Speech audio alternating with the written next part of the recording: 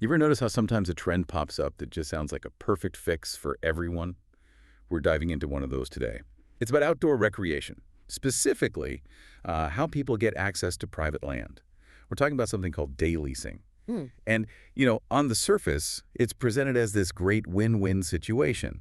If you hunt or fish or maybe do recreational shooting, you get like instant permission for private property. Easy. And for the landowner, well, they get to make some money from their land, often without much hassle. Seems ideal, right? It really does sound straightforward, doesn't it? And that's exactly why we need to take a closer look today. Our mission really is to unpack why this thing, day leasing, despite sounding so convenient, is actually seen by some as, well, an oxymoron. It has consequences that go way beyond just that quick sign-up or payment. We're digging into this based on insights from Connor Hermesh's article, The Oxymoron of Day Leasing, a quick buck at conservation's expense, and how it argues this approach might actually hurt conservation. An oxymoron. Huh. That suggests there's a real contradiction there. So let's nail down the basics first. What is day leasing exactly? How does it work? Well, simply put, it's paying for access to someone's private land, but just for one single day. The article points out it's often done online, super fast transaction. It kind of treats land access almost like booking a hotel room. You're there today, gone tomorrow. It's all about that immediate, very temporary use. Okay, so speed, convenience. Got it. But that word lease, it feels different, doesn't it? When I think lease, I think longer term, like apartments, cars, there's duration involved. How does this day thing compare to, what we normally understand a lease to be? That's really the heart of the matter. A traditional lease, yeah, it implies a relationship over time. Think about farming leases. They run for seasons, sometimes years, or even traditional hunting leases. Historically, those were often year-round, or at least covered multiple seasons. The whole idea behind a traditional lease is that it's built on, well, time, some level of trust and shared responsibility. It gives the person leasing the chance to actually scout the land, learn the wildlife patterns, maybe manage things a bit, even make improvements. There's a commitment there. Ah, okay. So the term day lease it's kind of borrowing the word but not the meaning. Like the source says, it's a lease in name only, because it completely misses that idea of a longer relationship. Exactly. There's no real relationship being built, no sense of looking after the place long term, no skin in the game, as they say, for the person just dropping in for a day. The article puts it bluntly. It uses the word lease, but it kind of betrays the meaning. Traditional leasing is about investing in the land over time. Day leasing, it's just a quick visit, a transaction. Right, that makes a lot more sense now why it's called an oxymoron.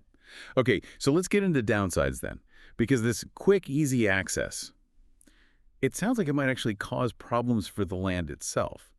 You mentioned the model encourages high turnover, landowners trying to get as many people through as possible to maximize income. Yeah, and that's where the whole incentive structure gets a bit skewed. The focus shifts purely to volume, getting bodies onto the land, sometimes with very little checking who these people are or what their impact might be. And the results for the land and the wildlife, they can be pretty negative. You start seeing things like game animals being overpressured, wildlife patterns getting totally disrupted. There's also a higher risk of, say, trespassing onto neighboring properties, which increases liability for the landowner too. And over time, all this can actually wear down the value of the land itself. It's like, well, the article sums it up well. When everyone gets access for a day, no one takes responsibility for tomorrow. That's a powerful line. It makes me think of, like you said, the hotel room versus owning a home. You just treat a place differently when you know you're only there for 24 hours. You wouldn't, I don't know, fix a dripping tap or plant flowers in a hotel garden. That's a really good analogy. Day lease users, typically, they're not doing the things a long-term lessee might. They're not out there planting food plots for wildlife. They're not setting up game cameras to see what's going on with the animal populations. They're definitely not fixing fences. Often, they might not even pack out their own trash properly.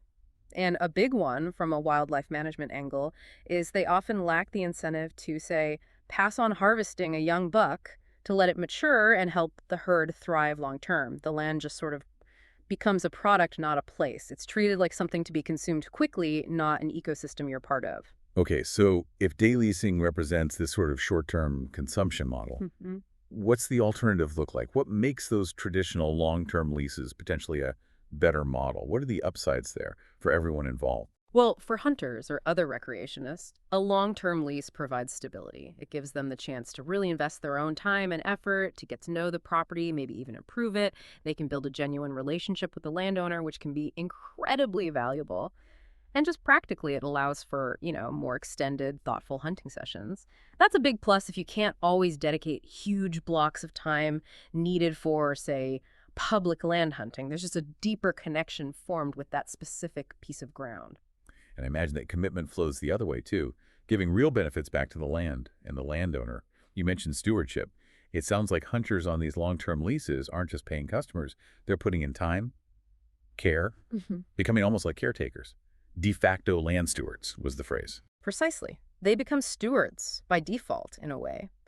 These long-term folks, they're often actively involved. They might help manage wildlife populations because they're observing them year after year. They'll report problems they see, maybe invasive plants or signs of poaching. And crucially, they come back season after season. That sustained presence, that commitment, it genuinely helps improve habitat. It protects access. And, in the bigger picture, it can even play a role in keeping that land undeveloped, keeping it in private hands but well managed. It's a real win for conservation practice. But it seems like day leasing does more than just change the economics. It actually damages something intangible. The article talks about how it erodes the bond between landowners and sportsmen. That bond historically was built on, what, trust, respect, Yeah. helping each other out. And when you boil that whole relationship down to clicking add to cart online, the article says something vital is lost. It absolutely is. That human connection, that shared understanding about responsibilities, the sort of give and take you get in a real relationship that's focused on caring for something long term, that just evaporates. When the interaction becomes purely transactional, something deeper, that connection, it definitely gets lost in the process. Okay, so pulling this all together then, day leasing promises that instant gratification, that easy access. But the argument is it ends up being a really short-sighted approach, maybe even unsustainable. It's framed as a quick buck at the expense of long-term value for the hunters, the landowners, and critically, for the land itself. And it really comes down to that fundamental difference, the core idea. Real leasing is rooted in commitment. Day leasing is rooted in consumption. And that's why it's not just seen as a flawed system, but as that oxymoron we started with. It uses the language of relationship lease, but acts purely like a one-off purchase. Which kind of leaves us with a thought to ponder, doesn't it? For you, listening right now, this whole distinction between just consuming something quickly versus making a long-term commitment involving stewardship, it doesn't just apply to how we use land, does it? Where else in our lives, maybe with shared resources in our communities, maybe even in relationships, could we benefit from shifting away from simple short-term consumption? What does it really mean to have skin in the game, to commit to long-term value and care? Something to maybe think about until our next deep dive.